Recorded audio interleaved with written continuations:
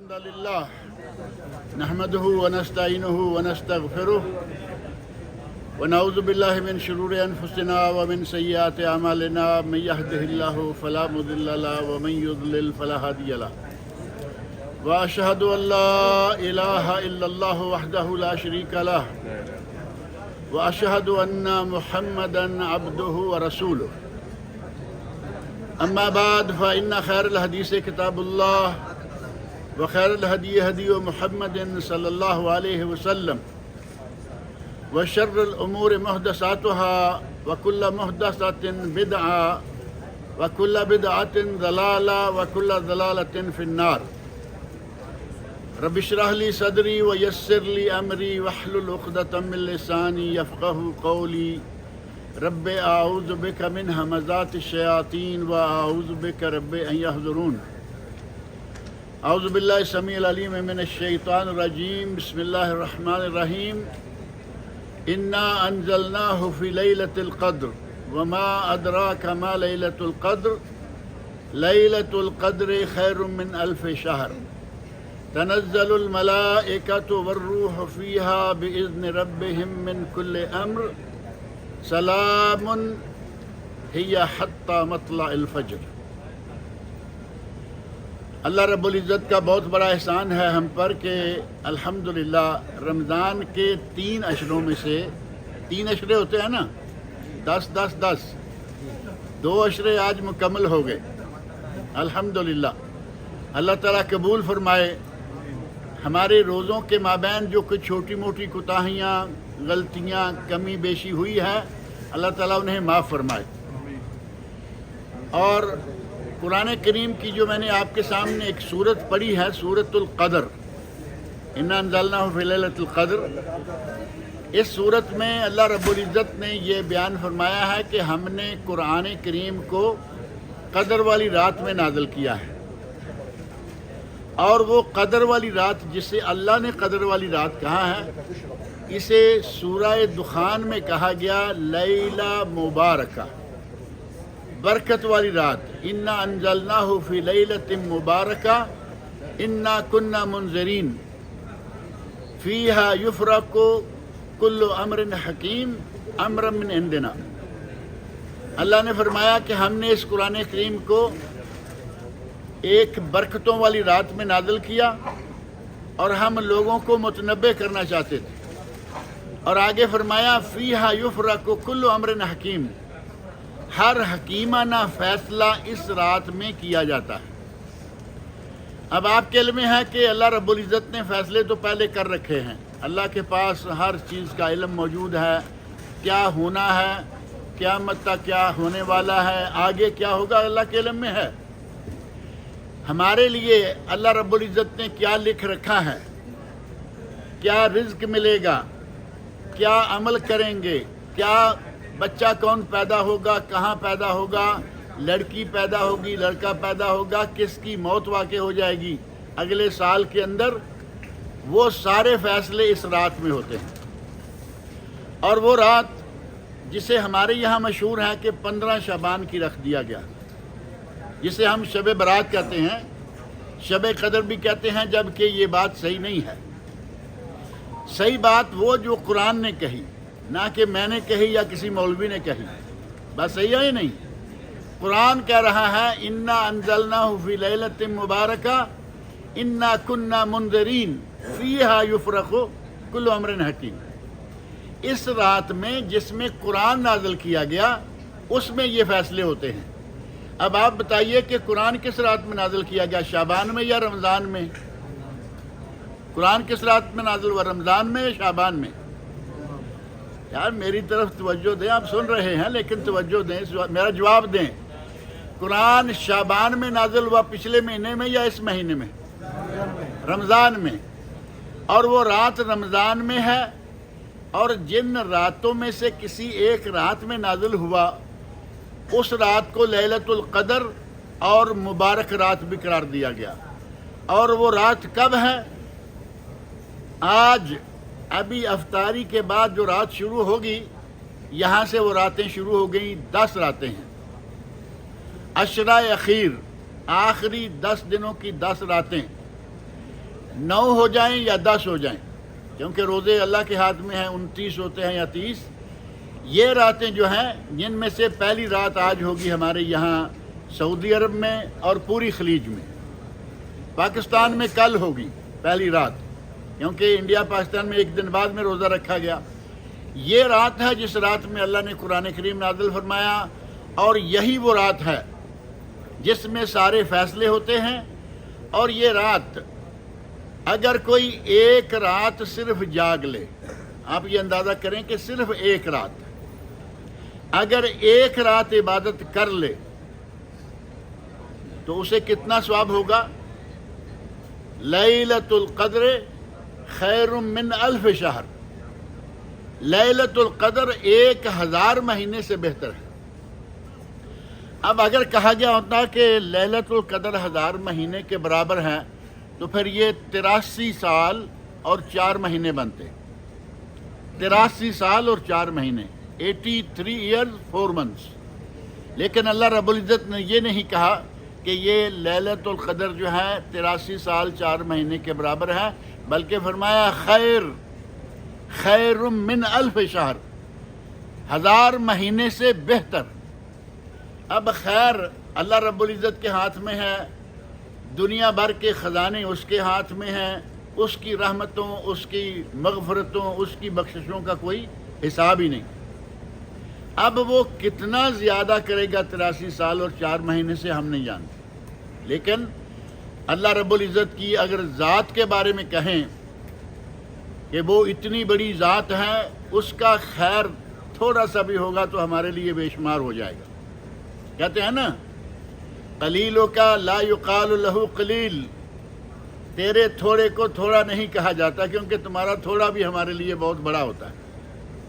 یہی معاملہ ہے کہ اللہ رب العزت 1000 مہینے سے زیادہ کا ثواب دے گا، پتہ نہیں وہ 100 سال ہوگا، 200 سال ہوگا، 300 سال ہوگا۔ اور ہماری عمریں کتنی ہوتی ہیں؟ 60 70 کے درمیان، اور کوئی آگے نکل گیا۔ اب اتنی تھوڑی سی عمر میں اگر ہم یہ 2-3 مرتبہ راتیں پالیں، کیا خیال ہے؟ جن لوگوں کی عمریں 900 سال تھیں ان سے بھی ہم آگے بڑھ جائیں گے۔ لیکن یہ رات پانا کوئی آسان نہیں، اور یہ رات پانا مشکل بھی نہیں، بالکل آسان بھی ہے۔ آپ دیکھیں کہ ہم ساری عمر راتوں کو جاگتے ہیں، جو لیبر کام کرتے ہیں اللہ تعالیٰ ان کی مدد کرے، ان کو تو رات سونا ہی پڑتا ہے۔ جو دفتری کام کرنے والے لوگ ہیں ساری رات جاگ رہے ہیں، ٹی وی دیکھ رہے ہیں، لیپ ٹاپ کھولا ہوا ہے، فلم دیکھ رہے ہیں، کسی نے اپنا موبائل کھولا ہوا ہے، ڈرامے دیکھ رہا ہے، رات ساری جب نیند آنکھیں بند ہو گئی سو گئے، صبح ریمائنڈر کب لگا رکھا ہے؟ بتائے گا کوئی؟ صبح کا ریمائنڈر فجر پر نہیں، صبح کا ریمائنڈر ڈیوٹی ٹائم کے حساب سے لگایا ہوا ہے۔ اللہ کے بندو، اللہ سے ڈرو، فجر اس سے پہلے آتی ہے۔ پہلے فجر پڑھو، تیاری کرو، دفتر جاؤ، اللہ خیر صلاح۔ لیکن اگر یہ راتیں جو ہم فضول میں جاگتے ہوئے ساری عمر گزار رہے ہیں، اگر صرف ایک رات پانے کے لیے 5 راتیں جاگ لیں تو کیا یہ سودا مہنگا ہے؟ ایک رات جو 1000 مہینے سے بہتر ہے، اسے پانے کے لیے زیادہ نہیں۔ اللہ کے نبی نے فرمایا کہ اس 10 دنوں میں وہ ایک رات ہے پہلے نمبر پر۔ پھر فرمایا کہ ان 10 دنوں کی جو طاق راتیں ہیں ان میں ایک رات ہے۔ وہ طاق راتیں 5 ہوتی ہیں 10 دنوں میں، 21 جو آج رات ہے انشاءاللہ، 23 25 27 اور 29۔ فرمایا کہ ان 5 راتوں میں سے وہ ایک رات ہے۔ اور بعض صحابہ نے کہا کہ ہم نے لیلۃ القدر دیکھی ہے، یعنی جس نے دیکھی، نبی اکرم صلی اللہ علیہ وسلم نے اس کی کچھ نشانیاں بھی بتائی ہیں۔ ان میں سے ایک نشانی یہ ہے کہ جس رات لیلۃ القدر ہوگی اس دن صبح سورج جو ہے وہ بغیر شعاؤں کے نکلے گا۔ شعائیں سمجھتے ہیں نا، سورج کے باہر جو لائٹیں باریک سے نکلتی ہیں، شعاع۔ تطلع الشمس لا شعاع لہ، نبی صلی اللہ علیہ وسلم فرماتے ہیں کہ اس دن سورج نکلے گا، اس کی کوئی شعاع نہیں ہوگی، بس گول ٹکیا صرف۔ صحابہ نے کہا کہ ہم نے لیلۃ القدر دیکھی، اور ان لوگوں نے کہا کہ لیلۃ القدر 27ویں رات، لیلۃ القدر 27ویں رات۔ ہمارے یہاں پتہ نہیں سارے علاقوں میں ہے یا نہیں، ہمارے پنجاب کے علاقے میں 27ویں کو 7ویں کہتے ہیں، 7ویں، اور اس کا بطور خاص روزہ اس رات کی عبادت ٹکا کے کرتے ہیں۔ ہمیں صرف 7ویں پر نہیں ڈیرا لگانا چاہیے، اللہ کے نبی نے 5 راتیں بتائیں، صحابہ کرام نے اپنا تجربہ بتایا، اور پھر یہ اہل علم نے کہا کہ یہ رات گھومتی رہتی ہے، کبھی 21 میں آ گئی، کبھی یہ 23 میں آ گئی، کبھی 25 میں آ گئی، کبھی 27 میں آ گئی، اور کبھی 29 میں آ گئی۔ اور بعض علماء نے یہاں تک کہا ہے کہ یہ 10 دنوں کی 10 راتوں میں کوئی بھی رات ہو سکتی ہے، اور اس کا اندازہ آپ اس سے کر لیں کہ ہمارے یہاں آج ہوگی، ہندوستان پاکستان میں کل ہوگی، تو اس کا مطلب یہ ہے کہ ہمارے یہاں کل 22 ہوگی، تو وہاں لیلۃ القدر ہے۔ اللہ رب العزت کے خزانے اتنے بڑے ہیں کہ ہمیں آج دے گا انڈیا، پاکستان، دوسرے ملکوں کو کل دے گا، اس کے خزانوں میں کوئی کمی نہیں آتی۔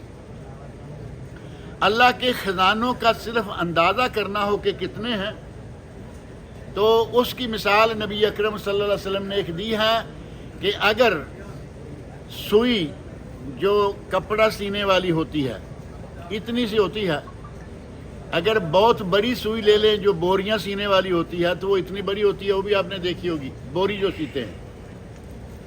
اگر سوئی کو سمندر میں ڈبویا جائے اور وہ سوئی سمندر میں ڈبو کے باہر نکالی جائے تو سمندر کے پانی میں کتنی کمی واقع ہوگی؟ کچھ بھی تو نہیں ہوگا، سوئی کیا لائے گی باہر؟ نبی صلی اللہ علیہ وسلم فرماتے ہیں کہ پوری دنیا ایک میدان میں اکٹھی ہو جائے، ہر کوئی اپنا اپنا مطالبہ کرے کہ یا اللہ ہمیں یہ چاہیے، یا اللہ ہمیں یہ چاہیے، یا اللہ ہمیں یہ چاہیے۔ اگر ساری دنیا کو اللہ ان کے مطالبے پورے کر کے دے دے، اس کے خزانوں میں سوئی کے ساتھ لائے ہوئے پانی جتنی کمی بھی واقع نہیں ہوتی۔ اس ذات کے خزانوں کے بارے میں کیا کہا جا سکتا ہے کہ کتنے ہیں؟ ہمیں گھبرانے والی کوئی بات نہیں کہ وہ انڈیا میں کون سا دن آئے گا، پاکستان میں کون سا آئے گا۔ یہاں عبادت کرنا ہمارا کام اور اجر و ثواب دینا اللہ کا کام۔ اللہ کرے کہ ہم میں سے ہر کسی کو اس سال لیلۃ القدر مل جائے، آمین کہیں زور سے۔ 1000 مہینے سے بہتر رات اللہ کرے ہم سب کو نصیب ہو جائے، اور اس کو پانے کے لیے اور کچھ نہیں ہے، آپ صرف کوشش کر کے 10 راتیں نہ صحیح 5 راتیں بطور خاص تھوڑی محنت کر لیں۔ جو دن کو محنت کرتے ہیں ان کی مجبوری ہے کہ وہ پوری رات نہیں جاگ پائیں گے، کوئی بات نہیں، تراویح پڑھیں، امام کے ساتھ شامل ہوں اور امام کے ساتھ چھوڑیں، آپ کو پوری رات کے عمل کا ثواب ملے گا۔ یہ نبی اکرم صلی اللہ علیہ وسلم کا ارشاد ہے۔ ایک آدمی تراویح میں امام کے ساتھ شامل ہوا، یعنی فرض اس کے ساتھ پڑھے، اس کے بعد تراویح بھی پڑھی، وتر بھی پڑھے اور امام کے ساتھ فارغ ہوا، پوری رات کا ثواب اسے مل گیا۔ اب رات کو سونے سے پہلے تھوڑا سا قرآن کریم پڑھ لے، 2 4 10 نفل اور پڑھ لے، کچھ ذکر اذکار کر لے، اللہ رب العزت اسے لیلۃ القدر کا ثواب عطا کرے گا انشاءاللہ۔ کیا یہ کوئی بہت بڑی بات ہے؟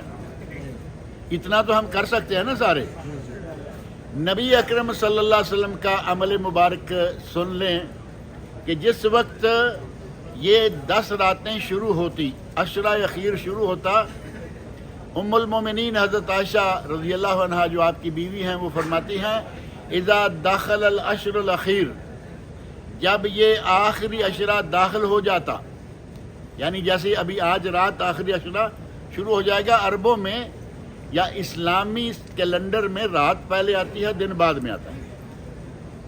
آج کی رات اصلاً 24 گھنٹے کے دن میں کل دن ہے، آج رات ہے، یہ 24 گھنٹے کا ایک دن ہوا نا۔ نبی اکرم صلی اللہ علیہ وسلم جب یہ 10 راتیں شروع ہوتی، یہ 10 دن شروع ہوتے، تو آپ کا عمل مبارک کیا ہوتا؟ پہلے 20 دنوں میں آپ اتنی محنت نہیں کیا کرتے تھے جتنی ان 10 دنوں میں کرتے، ایک بات. دوسرا یہ کہ نبی صلی اللہ علیہ وسلم کے گھر سے ہی یہ شہادت مل سکتی ہے. آپ کے بارے میں فرمایا گیا کہ اذا دخل العشر شد مئزرہ، نبی صلی اللہ علیہ وسلم اپنی چادر کو کس لیتے. جو لوگ چادر باندھتے ہیں، دھوتی باندھتے ہیں، انہیں معلوم ہے نا یہ ذرا ڈھیلی ہوتی ہے تو پھر کس لیتے ہیں. نبی صلی اللہ علیہ وسلم یہ عشرہ شروع ہوتے ہی اپنی چادر خوب ٹائٹ کر لیتے. بعض علماء نے کہا کہ کام کرنے والا، محنت کرنے والا آدمی موقع بموقع چادر کو کستا ہے، ڈھیلی ہو گئی پھر کس لی تاکہ کام میں رکاوٹ نہ آئے. اور اگر یہ شمار کیا جائے، بعض علماء نے یہ بھی کہا کہ نبی صلی اللہ علیہ وسلم اپنی چادر کو کس لیتے تھے، کھولتے نہیں تھے، یعنی بیویوں سے ملنا بند کر دیتے تھے. بیویوں سے ملنا بند، صرف اللہ کے ساتھ تعلق، غیر اللہ کے سارے تعلقات ختم.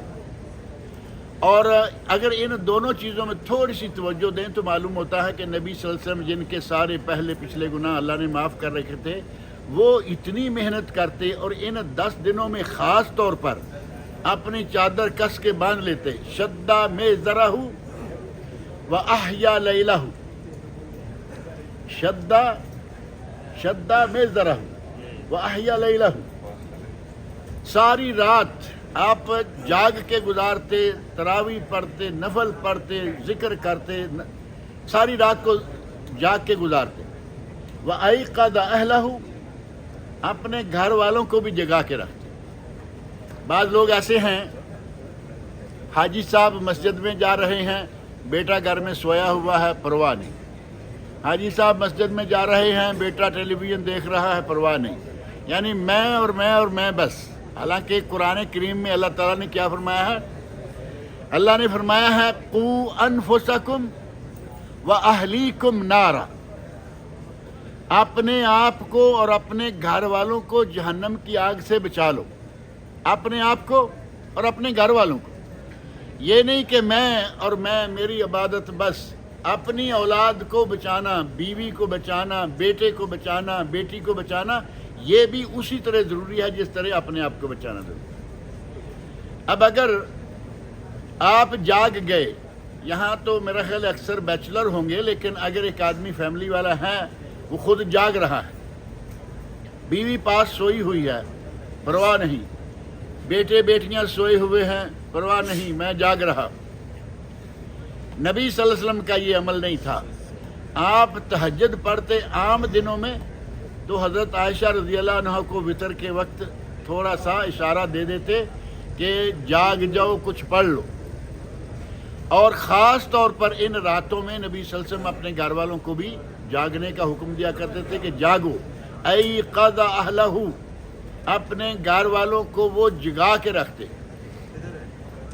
ہمیں یہی عمل اپنانا چاہیے کہ جب یہ راتیں شروع ہو جائیں تو اس کے بعد کوشش کریں جتنا ممکن ہو ان راتوں میں قرآن کریم کی تلاوت کریں. جتنا ممکن ہو ان راتوں میں آپ تراویح پڑھیں، نوافل پڑھیں، ذکر اذکار کریں. اور ایک اہم بات یہ ہے کہ ان راتوں میں اللہ سے دعائیں مانگیں. اللہ رب العزت سے دعائیں مانگیں، کیونکہ دعائیں مانگنا ان راتوں میں اللہ تعالیٰ قبول بھی زیادہ کرتا ہے. جب اتنا اجر و ثواب دیتا ہے ایک رات کا، تو ان راتوں میں دعائیں بھی اللہ تعالیٰ قبول کرتا ہے. کوشش کریں کہ زیادہ سے زیادہ اس رات میں اپنے لیے، اپنوں کے لیے دعائیں مانگیں. اس خاص عشرے کی بہت ہی زیادہ فضیلت ہے، اور خاص اس لیے کہ اس میں قرآن نازل ہوا. وہ رات اسی عشرہ کے اندر ہے. اور قرآن کریم تو آپ جانتے ہیں نا، اللہ رب العزت نے تمام کتابوں سے اعلیٰ کتاب ہمیں دی، تمام نبیوں سے اعلیٰ نبی ہمیں دیا، تمام دینوں سے اعلیٰ اور مکمل دین اللہ نے ہمیں دیا. آپ نے وہ آیت سورۃ المائدہ کی بارہا سنی ہوگی، الیوم اکملت لکم دینکم واتممت علیکم نعمتی ورضیت لکم الاسلام دینا. سورۃ المائدہ آیت نمبر 3 کا ایک حصہ. یہ اس وقت آیت نازل ہوئی جب نبی صلی اللہ علیہ وسلم حجۃ الوداع کے موقع پر عرفات میں تھے. اللہ نے فرمایا آج ہم نے تمہارے لیے तुम्हारा दीन मुकम्मल कर दिया है। वअतममतु अलैकुम निअमती, और तुम पर अपनी नेमत का इत्माम कर दिया, वो भी मुकम्मल कर दी। वरदीतु लकुमुल इस्लाम दीना, और तुम्हारे लिए हमने दीन इस्लाम को पसंद कर लिया। अब इस्लाम वो दीन है जो हमारे लिए अल्लाह का पसंदीदा दीन है, तमाम पहले दीनों से कामल मुकम्मल है, अकमल है, कोई कमी कोई बेशी इसमें कोई ऐब नहीं है। हर चीज़ हर मसला इस कुरान करीम के अंदर मौजूद है। कुरान करीम आप जानते हैं कि एक किताब है और हमारी ज़िंदगी के हमारे दीन के बेशुमार मसाइल हैं। कोई कहे कि इतनी सी किताब में सारे मसाइल कैसे। नमाज पढ़ने के बारे में कुरान करीम में बार बार हुक्म आया है, आकीमुस्सला, ये अल्फाज मौजूद है ना, अकीमुस्सला व आतुज़्ज़का, नमाज पढ़ो ज़कात अदा करो। अब नमाज पढ़ो ये दो लफ्ज़ हैं, लेकिन नमाज पढ़ने का तरीका, नमाज की रकतें, नमाज के औकात, ये सारी तफसीलात नबी अकरम सल्लल्लाहु अलैहि वसल्लम ने हमें बताई। और नबी सल्लल्लाहु अलैहि वसल्लम का अमल मुबारक, आपकी ज़िम्मेदारी, आपका फ़राइज़ मनसबी, आपके फ़राइज़ मनसबी में से सबसे पहला मनसब ये था कि आप कुरान करीम को लोगों को समझाएं। तो नमाज पढ़ें, इस बात की नबी अकरम सल्लल्लाहु अलैहि वसल्लम ने वजाहत फरमाई कि कैसे पढ़ें, कब कब पढ़ें, कितनी कितनी पढ़ें। तो इसका मतलब ये हुआ कि कुरान में हर चीज़ मौजूद है। हमें इस किताब को पढ़ना चाहिए। वक्त थोड़ा कम है, लेकिन मुझे अंदर दाखिल होते हुए कहा गया कि एक बात बड़ी ज़रूरी है जो अपने भाइयों को कहें। कहते हैं कि इमाम जब सलाम फेरने लगता है, और ये मसला शरई भी है, सिर्फ आपकी मस्जिद का नहीं, हर जगह है। इमाम कहता है ना जिस वक्त अस्सलामु अलैकुम रहमतुल्लाह, तो आप उसके साथ ही सलाम नहीं फेरें, बल्कि पीछे रहें। वो इस वक्त जब कहता है अस्सलामु अलैकुम रहमतुल्लाह, तो आप इस वक्त इस तरफ कहें। बात ये समझ में आती है नहीं? उन्होंने बताया कि लोग, इमाम ने अभी इस तरफ सलाम फेरा भी नहीं पूरा होता और पानी की बोतल पकड़ी और उठ के भाग निकला। ये जल्दबाजी नमाज में अच्छी नहीं है। इमाम के पीछे रहना है, उसके आगे नहीं जाना। और पीछे कैसे रहेंगे? जब इमाम ने सलाम फेर लिया दोनों तरफ, अब आप सलाम फेर लें। तो जल्दबाजी में अपनी नमाज़ें भी ख़राब ना करें। और आपके साथ जा रहे के तावन करने वाले ये लोग हैं, वो बड़े दिल में परेशान है कि हमने कहा, कहते हैं हमें नहीं मालूम। तो आज ये बात सबको मालूम हो गई है नहीं? इमाम के बाद सलाम, इमाम के साथ भी नहीं और इमाम से पहले तो बिल्कुल भी नहीं। नबी अकरम सल्लल्लाहु अलैहि वसल्लम फरमाते हैं कि अगर कोई आदमी इमाम से पहले सजदे से अपना सर उठा लेता है, तो ख़तरा है कि कहीं अल्लाह उसके सर को गधे का सर ना बना दे। इतना सख्त वईद है इस मामले में। लिहाजा इमाम के पीछे पीछे रहा करें, उसके साथ साथ नहीं, थोड़ा पीछे थोड़ा पीछे थोड़ा पीछे, और आगे बिल्कुल नहीं। कहीं ऐसा ना हो कि अल्लाह रब्बुल इज़्ज़त के ज़ारे की सज़ा का शिकार ना हो जाए। अल्लाह ताला मुझे और आप सब लोगों को नेक अमल की तौफीक अता फरमाए। अल्लाह हम सब के नसीब में ये रात करे। अल्लाह ताला हमें 1000 महीने की इबादत का सवाब अता फरमाए, बल्कि उससे ज़्यादा का सवाब अता फरमाए। दुआ का वक्त है, आप दुआएं भी कीजिए अपने लिए, अपनों के लिए, सब के लिए, उम्मत इस्लामिया के लिए। अल्लाह ताला मुझे और आप सब लोगों को नेक अमल की तौफीक अता फरमाए।